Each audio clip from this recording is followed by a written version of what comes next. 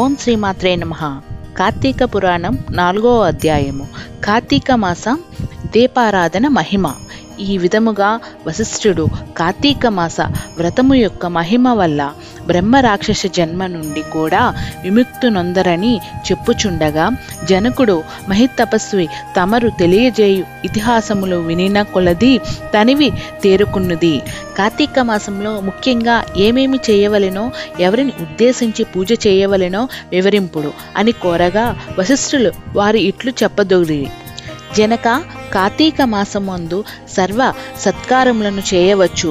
దీపారాధన ముందు అది ముఖ్యము. దీని వలన మిగులు ఫలమునందవచ్చును. శివకేశవులు ప్రీతిద్యము శివాలయమున గాని విష్ణు ఆలయమున గాని దీపారాధన చేయవచ్చు. సూర్యాస్తము అనగా సంధ్యా చీకటిపడు సమయమున గాని శివకేశవులు సన్నిధిని గాని ప్రారంభించు అందుగాని దీపముంచిన వారు సర్వపాపములు పోగొట్టుకొని వైకుంఠ ప్రాప్తినందురు. కార్తీక మాసము అందు హరిహర సన్నిధిలో ఆవు నేతితో గాని కొబ్బరి నూనెతో గాని విప్ప నూనెతో గాని యోధి దొరికినప్పుడు ఆముదంతో గాని దీపము వెలిగించి ఉంచవలెను. దీపారాధన ఏ నూనెతో చేసినను మిగులు పుణ్యాత్ములుగాను భక్తి పరులగాను ఉండేగాక అష్టైశ్వర్యములు కలిగి శివసన్నిధికే కెదురు. దీనికి ఒక కథ కలదు, వినుము. శత్రుజిత్తు కథ. పూర్వము పాంచాల దేశమున పాలిస్తుచున్న రాజుకి సంతతి లేక అనేక యజ్ఞయాగాదులు చేసి తుదకు విసుగు చెంది గోదావరి తీరమున నిష్ఠతో తమ ఆచరించుచుండగా నచుటకు పిప్పలాదుడు అనే ముని అక్కడికి వచ్చితిరి. పాంచాల రాజా, నీవు ఎందుకు ఇంత తపస్సు మార్చుచున్నావు?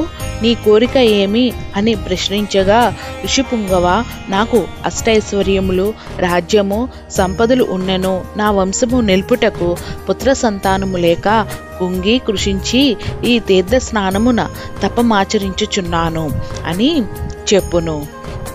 అంత మునిపుంగులు, ఓయి, కార్తీక మాసమున శివ సన్నిధికి శివదేవుణ్ణి ప్రీతి కొరకు దీపారాధన చేసిన ఎడల నీ కోరిక నెరవేరుగలదు అని చెప్పి వెడిలిపోయిను. దేశమున వెడిలి పుత్రపాత్రికై ఆ అతి భక్తితో శివాలయమున కార్తీక మాసము 4 రోజులు దీపారాధన చేయించి దాన ధర్మాలతో నియమ ఆచారాలతో వ్రతము చేసి ప్రసాదములను ప్రజలకు పంచిపెట్టుచు విడవకుండా 4 దినములు అటులనే చేసును. తత్పుణ్యకారము వలన నా రాజు భార్యకు గర్భవతివై క్రమముగా 9 మాసములు నిండిన తరువాత ఒకానొక శుభముహూర్తాన ఒకానొక కుమారుడు పుట్టెను. రాజకుమారులు మిగులు సంతోషించి తమ దేశమంతటి పుత్రోత్సాహములు చేయించి బ్రాహ్మణులకు దాన ధర్మములు చేసి ఆ బాలున శత్రుజి అను నామకరణము చేయించి అమిత గారముతో పెంచుచుండిరి. ఈ విధముగా కార్తీక మాస దీపారాధన వల్ల పుత్ర సంతానము కలిగినందున తన దేశమంతటిను ప్రతి సంవత్సరం కార్తీక మాస వ్రతములు దీపారాధన చేయుడని రాజు శాసించెను. రాజకుమారుడు శత్రుజి దినదిన ప్రవర్ధ మానుచనుచు సకల శాస్త్రములు చదివి ధను విద్యా శాస్త్రములు కత్తిసాము మొదలుగున్నవి నేర్చుకునను. కానీ యవ్వనము రాగానే దృష్టులు సహా వాసనము చేతను తల్లిదండ్రుల గారావం చేతను తన కంటి కెంపగు స్త్రీలను బలత్కరించుచు యోధించిన వారిని దండించుచు తన కామవంచ తీర్చుకొనుచుండెను. తల్లిదండ్రులు కూడా తమకు లేక కలిగిన కుమారుని ఎడల చూసి చూడనట్లు విని విన్నట్లు ఉండిరి. శత్రుజి ఆ రాజ్యంలో తన కార్యమును అడ్డు చెప్పున వారు నరుకుదనిని పట్టుకొని ప్రజలను భయకాంతులతో చేయుచుండ్రు. అట్లు తిరుగుచుండగా ఒకానొక బ్రాహ్మణుడు పడుచును చూడక తటసించెను. ఆమె ఒక ఉత్తమ బ్రాహ్మణ పడుచును చూచుట తటసించెను. ఆమె ఒక ఉత్తమ బ్రాహ్మణుని భార్య, మిగిలిన రూపవతి. ఆమె అందచందములు వర్ణించుట మన్మధుడు అయిన సంఖ్యము కాదు. అట్టి స్త్రీని కంటపడడమే రాజకుమారుడు మతి మందగించి కొయ్య బొమ్మల వలె నిష్ఠ వలె కామ వికారంతో ఆమెను సమర్పించి తమ కామ వంచ తెలియజేసెను. ఆమె కూడా నా సౌందర్యానికి మొగురైకొను. స్త్రీలు సిగ్గు విడిచి అతని చెయ్య పట్టుకుని తన సనియ మందిరాన్ని తీసుకుని పోయి భోగములను భవించెను. ఇట్లు ఒకరు ప్రేమలో పరవశము చేతగా వారు ప్రతిదినము మధ్యరాత్రి వేళ ఒక అజ్ఞాత స్థలములో కలుసుకొనుటకు తమ కామవాంఛ తీర్చుకుండరి. ఇట్లు కొంతకాలం జరిగను. ఎట్లనో ఈ సంగతి ఆ మగనికి తెలిసి పసిగట్టి భార్యను రాజకుమారిని ఒకేసారి చంపాలని నిశ్చయించి ఒక ఖడ్గమును సంపాదించి సమయమును కొరకు నిష్కరించును.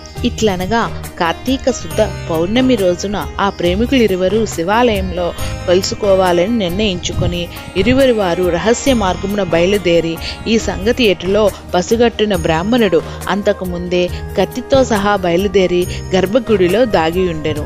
ఆ కామములిద్దరును గుడిలో కలుసుకొని గాఢలింగమున ముచ్చుకొని సమయమున చీకటిగా ఉన్నది.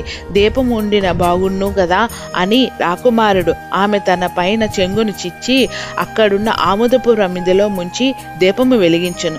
తరువాత వారు ఇరువరు మహానందముతో రతీకేడలు నలుపుటకు అదే అనుగుగా నామ భర్త తన మొలను ఉన్న కత్తిని తీసి ఒక్క వేటుతో తన భార్యను ఆ రాజకుమారుణ్ణి కడ్డించి తాను కూడా పొడుచుకొని మరణించెను. వారి పుణ్యము కొలది ఆ రోజు కార్తీక శుద్ధ పౌర్ణమి సోమవారం అవుట వలన ఆ రోజు ముగ్గురును చనిపోవటం వలన శివదూతలు ప్రేమికులు ఎవరిని తీసుకుని పోవుటకు యమదూతలు బ్రాహ్మణుని తీసుకుని పోవుటకు అక్కడికి వచ్చిరి. అంత యమదూతలు చూచి బ్రాహ్మణులు, ఓ దూతులారా, నన్ను తీసుకుని వెళ్ళుటకు మీరెలా వచ్చితరి? కామాంధకారంతో కన్ను మిన్ను తెలియక పశుప్రాయంలో విచరించిన ఆ వ్యభిచారుల కొరకు దూతలు విమానంలో వచ్చుట ఎలలా చిత్రమునున్నదే అని ప్రశ్నించగా అంత ఎకంకిరలు, ఓ బాపుడా, వారింటివి నీ వెళ్ళను ఈ పవిత్ర దినము అనగా కార్తీక పౌర్ణమి రోజున సోమవారపు దినమున తెలుసో తెలియకో శివాలయంలో శివ సన్నిధిని దీపం వెలిగించే వల్ల అప్పటి వరకు వారు చేసిన పాపములన్నీ నశించిపోయినవి. కావున వారికి కైలాసంను తీసుకుని పోవుటకు శివదూతలు వచ్చినారు అని చెప్పగా ఈ సంభాషణ అంతయు వినిచున్న రాజకుమారుడు, అలా ఎట్లని జరిగినవను తపోపములు యుగనేటికి మీ ముగ్గురము ఒకే సమయంలో ఒకే స్థలములో మరణించము కనుక ఆ ఫలము మా ఇద్దరికీ వర్తించినదే అని తాము చెప్పిన దీపారాధన ఫలంలో కొంత ఆ బ్రాహ్మణుడి దానం చేశాను. వెంటనే అతన్ని కూడా పుష్పక విమానము ఎక్కించి శివ సాన్నిధ్యము చేర్చిరి. వింటివా రాజా, శివాలయంలో దీపారాధన చేయటం వలన ఆ ప్రేమికులు చేసిన పాపములు పోయిటే గాక కైలాస ప్రాప్తి కూడా కలిగెను. కాన కార్తీక మాసంలో నక్షత్రమాలయందు దీపము ఇచ్చిన వారు జన్మరహిత్య మందురా. ఇట్లు స్కాంద పురాణంలో పురాణ అంతరం వశిష్ఠ ప్రోక్త కార్తీక మహత్య మండలి 4వ అధ్యాయము 4వ రోజు పారాయణం సమాప్తం. Please subscribe. Thank you for watching.